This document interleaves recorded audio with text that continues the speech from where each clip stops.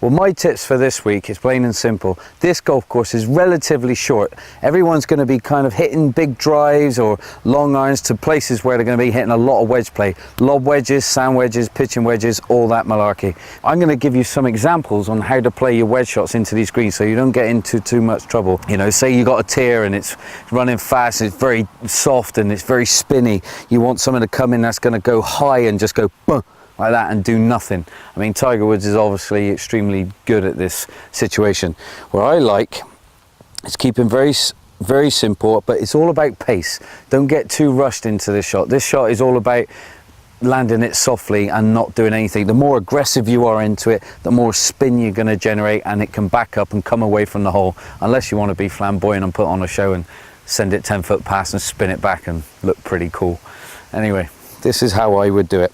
More central, hands forward. I'm going to keep my weight more on my left hand side and be very shallow through the ball and be very gentle.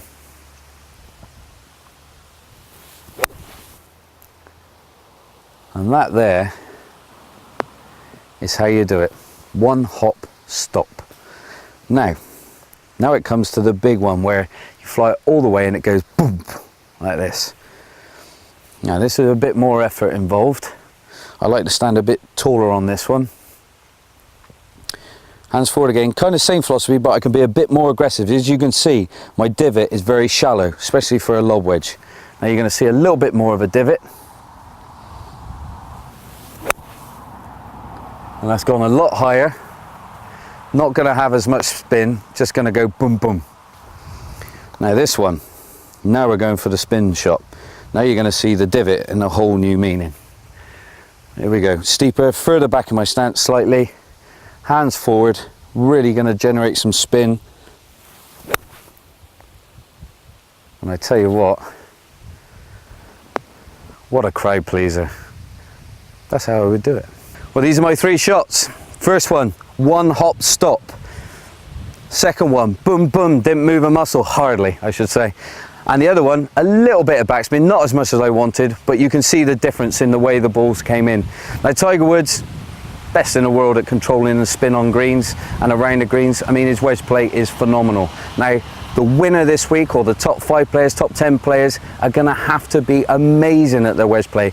And the ones that are awesome will come out on top. Well, back to the action in the final round at Moor Allerton of this Clipper Logistics Championship. 3 co-leaders, of course, at 9 under. Daniel Gavins, Ryan O'Neill, and this man, Billy Hemstock. John, you made that look pretty easy again. Well, you get in a bit of a groove sometimes. You get inspired by watching these guys. I mean, I was watching these guys earlier on in the morning and they were just ripping out the flags, and I just couldn't help but follow suit. Well, that was pretty good control, wasn't it? Pat on the back as well there for Billy. Who's going to blink first amongst the 3 co-leaders? Well, this is a question everyone would love to know, but I mean, this guy is on a crest of a wave right now. I mean, he was unlucky at Montrose not to get the win, lost in a playoff, and now he's there again. I mean, this guy obviously got the bit between his teeth, a natural sportsman, like we were saying, Richard, and you know, this guy has been playing some great golf. But look at that. Oof. When you've been missing a few, you don't want to keep leaving yourself, and unfortunately that's what happens. It's a good birdie chance, this 12th, but unfortunately I'm not sure what the lie was like there for Gavins, but given the way it's come out, I would suggest it might have been a little bit plugged. Yeah, a bit of a fried egg, unfortunately. I think, yeah, that had a lot of release. This for the lead then for Billy Hemstock for the first time today. The outright lead, that is. He misses as well. He was up and out of that one extremely quick. Gavins for a birdie. His 12th hole is a bit of a gimme, but there was a little jump there. Look at that. That has killed the ball. Well, he's struggling for par now. My goodness, can you hardly believe it? Didn't see that coming. He has putted pretty well today, O'Neill. Another solid stroke there. He's in a... You feel out of the 3 of them, he's the one in the awkward position, isn't he, O'Neill? Because, you know, you start that day, 3-shot lead, you know, God knows what was going through his mind all night last night about how he would go out there, and for the likes of Gavin's, it was right, attack, I'm going to chase him down, I'm going to chase him down, and, you know, he's come out with the results. Well, it's like Farr said earlier, it's just, you know, you got to switch on. It can either inspire you to go on and turn the corner and go on to great things and rack in a load of birdies and come out the champ, but, you know, it is a big mental game out there, especially when you've had a 3-shot lead going into the final day. Well, a day to forget, unfortunately, for Rory McGee. All the way back at 3 under par now. Latest bogey coming at the last hole, the 10th.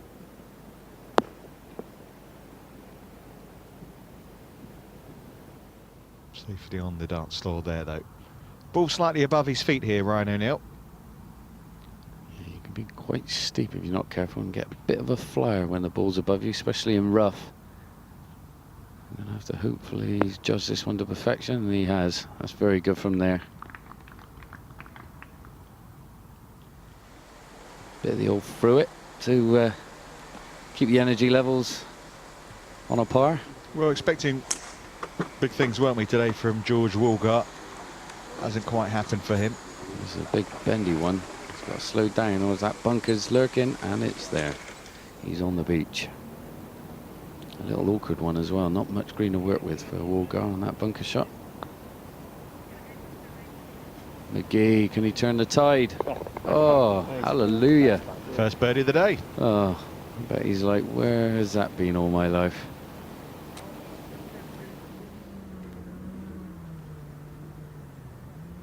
Nice position for Gavin's here at 13. Another wedge in hand. Go with the slope, little fade in towards the flag. Control the spin. That's a great golf shot.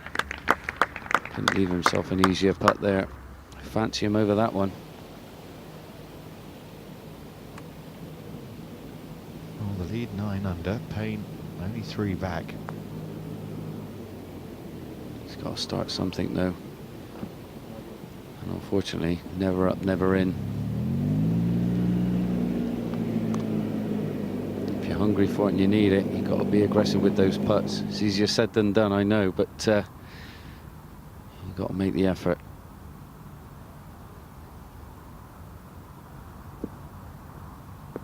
Get him, get him. Excellent bunker shot from Billy Hemstock. Yeah, great touch around the greens there. Great touch. Hours and hours of practice, guys. Take note. Well, Woolgar's #1 position under threat, isn't it? Given the way Daniel Gavins is playing today, the man closest to him on the rankings. Yeah, definitely. I mean, Gavin is in a mega form mode at the moment and taking out the flags that we've seen so far today. On the crest of a wave. Wouldn't put it past him, racking in a few more birdies as well. I think he will catch Woolgar. I got a feeling, you know, the guy's playing some good golf. Woolgar just doesn't seem himself today. But I mean, you know, he's so steady though, Woolgar. I mean, he's not going to make a lot of mistakes, but Gavins is going to come out and just, you know, take on the birdies. Well, 3 birdies, 3 bogeys in Woolgar's round, but this man, after dropping a shot at the second, has been nothing short of excellent. And this has got another chance. I tell you what, now that is a serious putt, and that was a lot more bend than what I actually initially thought. I thought he left himself pretty much the most simplest putt you could ask for on that green, but my goodness. Well, the local lad, you can hear the support he's getting. He's in front on his own now, 10 under par, which means the likes of Payne 4 back now at 6 under. Get a good lie down there.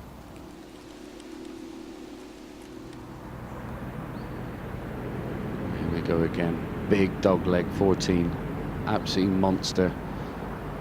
Trees come into play. I don't know if he would have taken it over the trees off his tee shot, but he's left himself with not much in, which says he's hit a monster drive. Well, you were saying he's a big hitter. He is a very big hitter. Adds a lot of loft to the club when he's at setup, but really de-lofts it coming through. Very strong upper body and rips the ball straight through, and great ball flight on it. So yeah, I'm expecting big things from Gavins. Marcus Armitage going along very nicely at 8 under. This is tee shot at 15. Just had birdies at 12 and 13. and stop to try and join Gavins at the top of the leaderboard. A few little jumps there. Has it killed it? Oh, that's a great pace putt from long distance.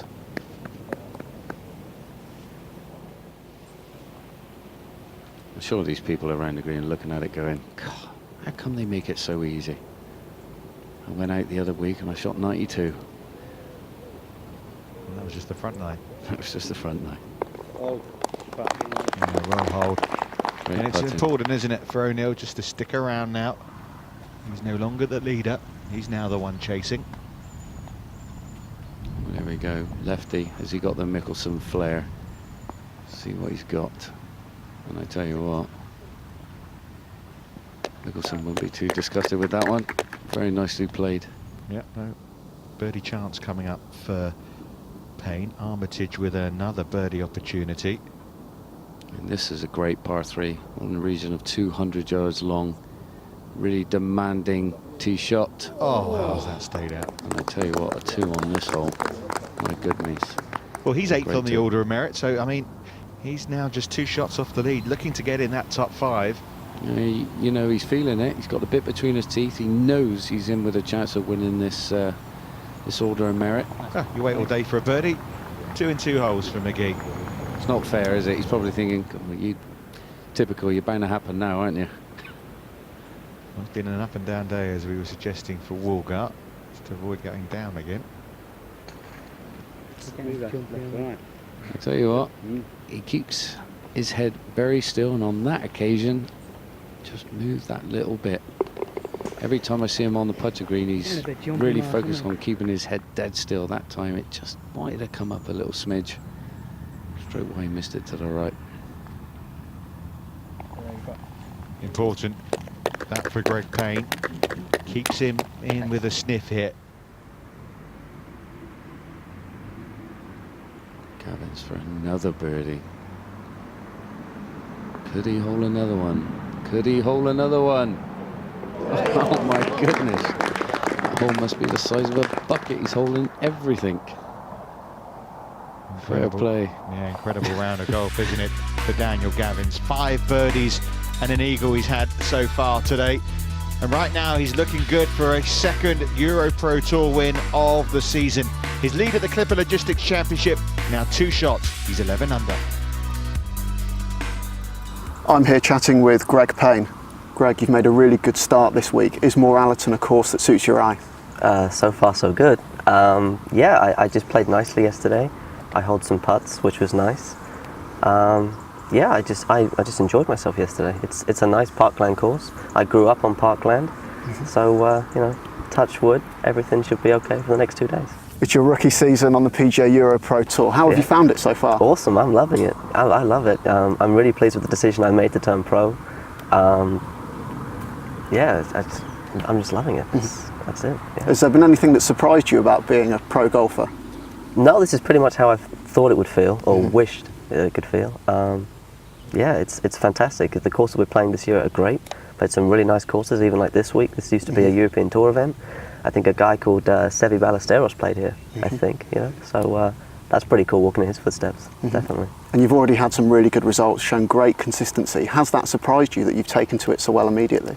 In my mind, in the coach's mind, we wanted to get a game where it was consistent, because that's where we kind of thought we could build a good game from. So the last 2 years I've been working on getting to this point. So it's yes, it's surprising, but again, you know, when you're working towards something, you know it's nice when it pays off. So yeah. And you mentioned the last couple of years, your amateur career there, you were involved in the England setup. Was that big in your development? That was awesome. I mean, the experiences they give you are incredible. You know, I went to Prague for the European boys, and then in my last year as an amateur, I went to Peru. I mean, not many people get to play golf in Peru. That was such an experience, you know, playing on different grasses, playing against the best players in Europe as an amateur. And I believe you've played a little bit with Matthew Fitzpatrick, the US amateur champion this year. Yeah. What was that like? That was cool. I mean, Matt's a great kid. He's always smiling. We're kind of similar in that sense. I'm glad to see him doing well, because you know he was doing a lot of schooling when I was playing with him. So it was great to see the rewards, because he's a good kid. He works hard at his game, so I'm pleased for him. And just back to this week, your name's at the top of the leaderboard after the first round. How are the emotions? It's the first time you've been there.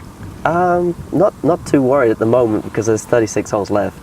There's still a lot of golf to be played. But no, it's exciting. You know, I've always kind of started slow and then, you know, jumped up the leaderboard. So it's nice that I'm not the chaser for once. I can kind of relax a little bit, I guess. So fantastic. Thanks very much, Greg. anytime.